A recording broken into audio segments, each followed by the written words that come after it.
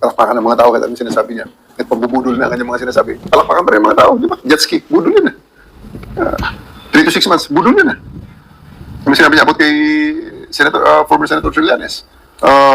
Offshore accounts, budol din yun Di ba? Yung mga at the end of the day, napakaraming budol. Pati yung mga sinasabi niya doon na inaamin niya mga criminal activities niya sa Davao. Sowing intrigues and planting evidence nung siya ay prosecutor. Ano yun? Lahat joke yun? Kaya siguro, okay lang yun. Ginawa niya sa kanyang termino ng presidente dahil siya ultimately he's responsible for running the country during the time. Pero ngayon, hindi. Iba na presidente. So, it's either he shut up or he just wait for the elections and show his might. But rallying our people in the wrong direction, using the wrong false pretenses, na parang rallying the public, using false pretenses, parang foul naman yun because, the freedom of speech is not absolute and it has to be tempered and done within the limits of the law. Gerard, just going back to this, sabi niya, enough is enough. Obviously, we can have a long conversation about the 6 months of Duterte's term. We had Senator Trillanes also on our show, constantly reminding us, hindi lang sa mga budol, but yung mga lumabas sa Quadcom na kung ano-ano, di ba? About yung mga potential involvement with illegal drugs and yung mga anomalya na nangyari pa ng Digong. But the thing is, he has not been a president for almost 3 years. Yeah. Last year palang January, he started the year by threatening essentially destabilization, threatening separation of Mindanao. You were based in Mindanao back then. And then throughout the year, hindi lang siya, but yung anak niya ng kasalukuyan ng vice-presidente. I don't know how you want to put it, a conditional assassination. It doesn't work that way. So when you say enough is enough, it's also about itong attack nila ng sunod-sunod sa ating Pangulo at saka ating mga top leaders, at least since last year, right? Alam mo kasi, Richard, yung limits ng decency naman, universal yan Yung limits ng decency lang, especially among leaders, especially among people na marami ang naniniwala. So, yun yung point ko ron Masyado namang hindi ka na presidente daldal ka pa rin ng daldal dyan na para makakala mo hindi ka tatablan. O ngayon susubukan natin kung hindi ka tatablan ng kaso. Napakagaan ng kasong final ko pero pag ikaw tinablan dyan, talaga namang... What is your case again, just to remind for people who know? Unlawful utterances. Maliwanag. Tapos inciting to sedition. Because he is just fomenting chaos in our country. Binigyan na siya ng 6 years Bakit ba hindi siya makapaghintay ulit ng another 6 years? At kung gusto niya patakbuhin kung sino man dyan sa mga anak niya o sa mga kamag-anak niya o sa kaalyado niya, di ba sila ng 2028? Actually, itong 2025, pwede niya patakbuhin ng mga lahat ng kaalyado niya at tinatakbo niya nga. He can do the campaigning, but limit it, temper it within the walls of the law. Gerald, what is, ano ba yung issue dito? Kasi you were based in Davao, you know this family very well. We'll talk about other people related to him, Kibuloy, Harry Roque later on. Ano yun, hindi niya matanggap na wala na sila sa poder? Ito ba yung issue niya talaga? Power trip ba to? Or power hungry ba to? Hindi ko maintindihan. Bakit siya ganyan? Masyado na sila naging komportable na talagang absolute sila, nag-Diyos ang tingin nila sa sarili nila. Na anything they do, anything they say, they can't go wrong. No? Pero hindi ganun may mga taong hindi naman lahat nasisiyahan Siyempre, may butante nga ang mga kalapit nila. Sige, sabihin natin na palagi silang panalo. Pero tingnan mo nga naman yan. O bakit hindi niya patakbuhin ang sarili kung talagang malakas sila bakit kailangan ang tatay mismo ang tatakbo laban dun sa pagka-mayor matanda na nga siya Di ba? Patakbuhin niya mga anak niya para malaman natin kung talagang tanggap nga ng buong Davao City ang pamilya niya. Wala ba siya confidence na kanyang mga anak na mananalo ang mga anak niya? Wala Di ba? So, yan pa lang sa puntong yan. Medyo makapag-isip na tayo na something's wrong. He has to put his own house in order first before he start fomenting chaos dito sa other parts of the country or the whole country in itself. So can we say, to use their favorite term, destabilizer na ba ang mga Dutertes, basically? Well, that's the term they used to deploy against any critics back in the day. Yan kasi mga terms na wala namang legal basis. Walang legal basis. Yan, opinion siya, opinionated. So at this point, I do believe that my opinion does not matter. Ang sa akin lang tinitingnan dito, ng final kong kaso, I saw a violation of law. So yun lang basihan ko, I saw a violation of law. And when it comes to the Dutertes, General, do you think worried din sila na baka this could be their downfall, na existential threat? May sense of desperation ba sa tingin niyo on their part? Hindi ako makapag-speculate I don't want to speculate din also. Pero tingnan natin, nalalapit ang election, di ba? The Patriarch Duterte is still running. Hindi niya may hand over sa kanyang mga anak ang renda ng Davao City. Maybe it speaks a lot.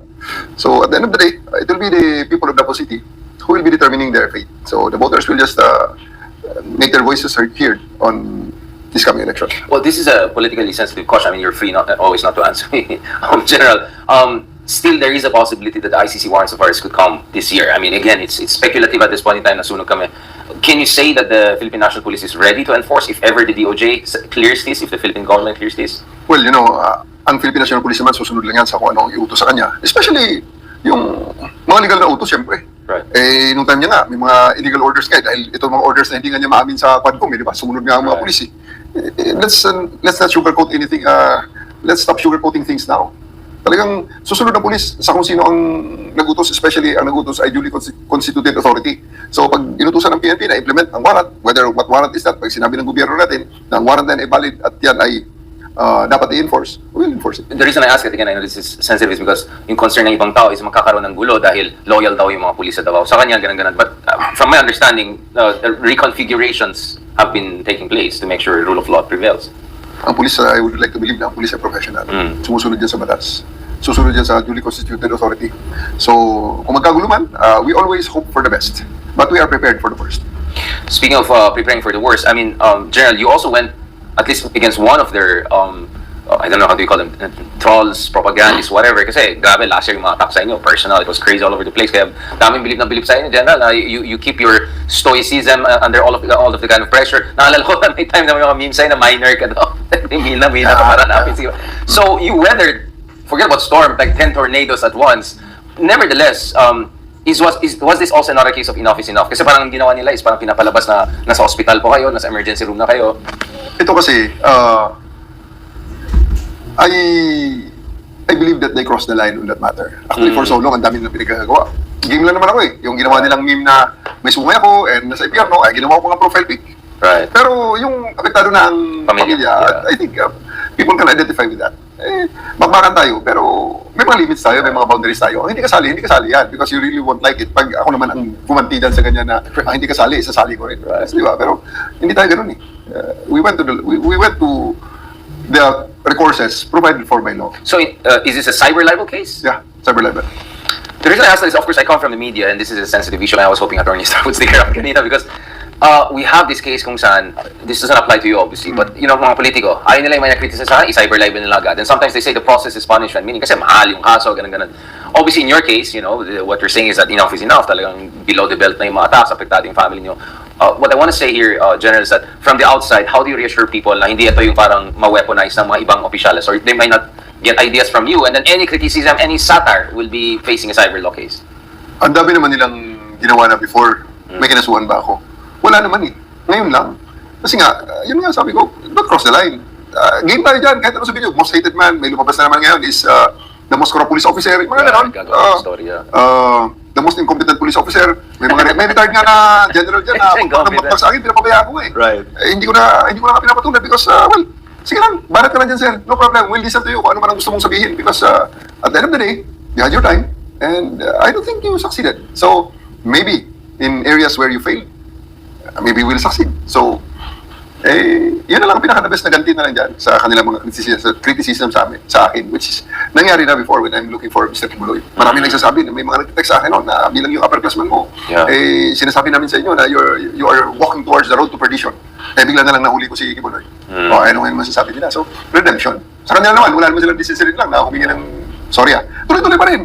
So, at the end of the day, I just can't believe the kind of thinking these people have. Kaya minsan, gusto mong maniwala talaga, medyo may kahinaan talaga ng ulo mga sarili niwala sa ganung propaganda eh. 6 na taon na budol hanggang ngayon, binubudol pa rin. Wala pa rin eh. Kulto is kulto. I'm sure you know a lot about cult, and that's why I'm glad there's a Holy Bible here, you know, to keep us protected and all. No, General, going back to this, so are we gonna look at also potentially cyber libel cases again, other trolls and propaganda? Kasi ang dami nila eh. Grabe, ang dami nila all over the place. Sa akin naman is, nakita nyo naman eh, I can let those things pass. Right. Except for a few things. Pero, ako naniniwala naman na mga Pilipino, may decency pa rin yan eh. May mga exceptions lang, yung mga pasaway. Kaya nga marami pa rin Pilipino ang nandiyan sa labas ng kulungan eh. Wala naman yung lahat nakukulong. Kukunti lang nakukulong yung talagang napakapasaway. And they know that it's already beyond the ambit of the law. And they still want to test the limits of the law. So, pag sila ay tinamaan, ayun na. Sa ngayon nga, ang tinamaan, bigla umiyak eh. Nag-video ng umiyak. Minura ko ng minura eh. Pero, okay lang yan. Kuhan tayo dyan. Umiyak bigla. Yung isa, ano, diba, was this strike on ngayon sa Congress, diba? Pinashock house order yung ibang trolls, diba? Hindi nagsilitingan, diba? Tapos yung isa sabi, ay, maapektuhan yung pamilya niya, paano na sila magpakain ng mga kapatid? Wait lang, inaamin mo pa na bayaran ka ngayon, I mean, that's the funny thing, no? So ang sinasabi niya is, come upon siya, na kumbaga, shot across the bow yan, na umayos-ayos na kayo, magbagong buhay na kayo, maghanap kayo ibang siguro livelihood, wag ganon. Okay lang yan kung yan ang harap buhay nila. Okay lang yan kung anong harap buhay nila, but they should also be prepared for the repercussions. Yeah. Kumuha sila ng abogado. Kasi nga, ang pinopropagandize nung kinasuhan ko, na kesyo pag namatay siya, ako ang suspect. Ang sagot ko lang naman, napakasimple. Wala akong intensyong patayin ka. At hindi yan ang gawain ko. Gawain nyo yan. Kaya kayo takot sa inyo mga sariling multo. Ang sa akin, kinasuhan kita. Kaya ang sagot yan, kumuha ka ng abogado para depensa ang sarili mo. Dahil pag ikaw ay nagkawaranta, talaga i-serve ko personal yung warrant yan sa'yo. Uulihin talaga kita, pupusasan kita, ilalagay kita sa kulungan hanggang sa makapagpiyansa ka. Kasi sa every level, may 40,000 naman ang piyansa niyan. Kaya niya yan. Pero, ipapakulong mo talaga siya, oras na lumabas ang warrant niya. Yan ay kung lumabas ang warrant niya. Kaya, galingan niya. Kumuha siya ng magaling na abogado. Alam ko magandang kita nila. Sa mga Wala. Marami mga abogado yung team na yan. Hindi problema sa kanilang abogado, hindi problema sa kanilang pera. Napakaraming pera ng mga to. They have money, they have the resources. Full-time job nila to eh.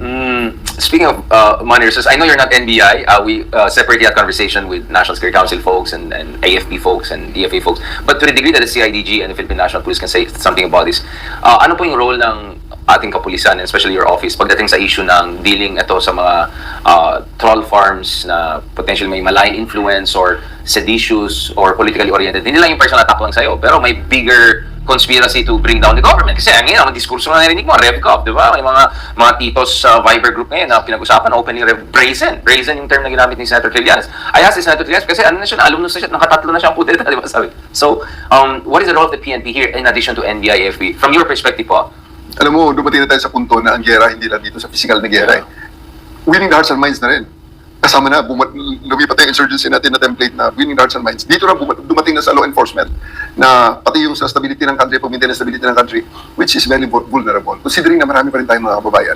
Remember, we are number 79 out of 79 countries in the world. Number 78 or number 79 tayo in terms of breathing comprehension. So, ibig sabihin, napaka-vulnerable natin. PISA ranking. Yes. Ang mga kabataan natin, marami tayong citizens na uninformed pa. Despite na sa proliferation ng social media. Siguro dahil marami sa atin ang naging, kahit na sa mga estudyante, ang naging focus hindi yung pag-aaral, kundi talagang survival eh. So, gano'n lang ang situation natin. So, we're very vulnerable sa mind conditioning. So, dapat ito ay pangalagaan din ng ating gobyerno in such a way na huwag namang makawawa ang mga tao natin na masubuan ng maling impormasyon pagkatapos paniniwalaan nila na at the end of the day, ikapapahamak nila individually at ikapapahamak ng ating bansa and our community as a whole, the Filipino nation as a whole.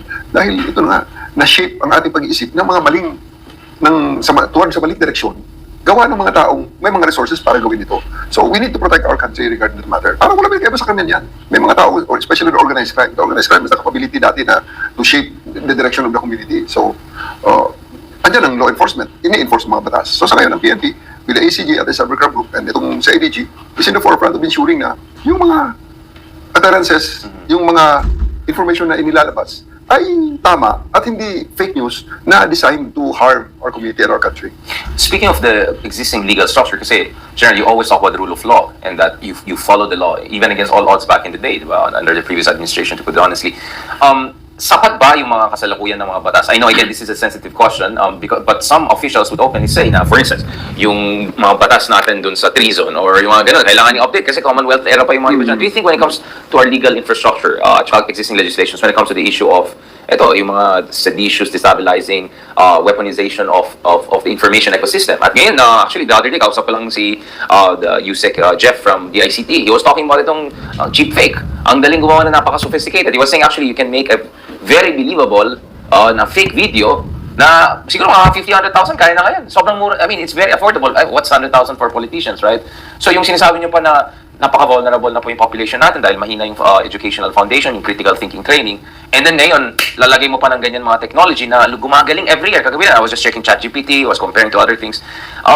Sa tingin niyo ba, kailangan ba natin ng mga bagong batas or mga bagong mekanismo or siguro palakasin yung kakayahan ng mga iba't ibang ahensya, katulad ng ahensya niyo, General, para mas effective yung response dito? Kasi nakakatakot eh. Alam mo, Charles, that's the reason why Congress is existing eh. Kasi ang operational landscape, ang operational environment, nag-iiba-iba yan. So, you cannot enforce something that's not prohibited by law. Di ba? You cannot stop somebody from doing something that's not prohibited by law. Kaya nga, ang Kongreso natin ay, kundi yan, it's keeping up with the times. So, may mga additional na mga bills, may mga bagong bills na isinasampa dahil ito ang nakikitang situation, ito ang dapat na solusyon, wala nang batas na naka-involve dyan. So, may mga batas na kinaka-craft regarding that matter. So, are there existing laws that are, I mean, sa pagkaalam nyo ngayon sa Kongreso, may mga, do you think the Congress is looking at this enough in terms of yung mga kailangan ng mga bagong batas or amendments? Kailangan ba amendahan yung mga ibang batas natin pagdating sa issue ng weaponization of the information system? Yung, essentially, this is a cybercrime issue, right? Oo naman. Before nag-recess ang Congress, may mga nagawa na silang mga hearings regarding this matter. Like, for example, yung sa online platforms ng yung business online platforms, yung mga apps na about marketing apps, Right. yung mga wallet apps, lahat yun, maraming mga hearings na ginagawa ang Kasi gobyerno. daming scam, Kasi dyan nangyayari, may maraming naibibiktima dyan, Yeah. maraming life savings na nawawala dyan. Meron din dyan na mga nagfo-foment ng discontentment, nagfo-foment Yeah. minsan ng away ng the interpersonal relationships are affected. So, ang Congress naman natin is, I do believe, is very responsive in this matter. Welcome to TeamSam TV, your channel for the latest news updates. Here, we break down the biggest stories from around the globe, covering everything from breaking news to politics. Whether you want to stay informed or just catch up on what's happening, we've got you covered. So, don't forget to subscribe and hit that notification bell so you never miss out on the latest news. Join the TeamSam TV family, and let's explore the world together, one update at a time.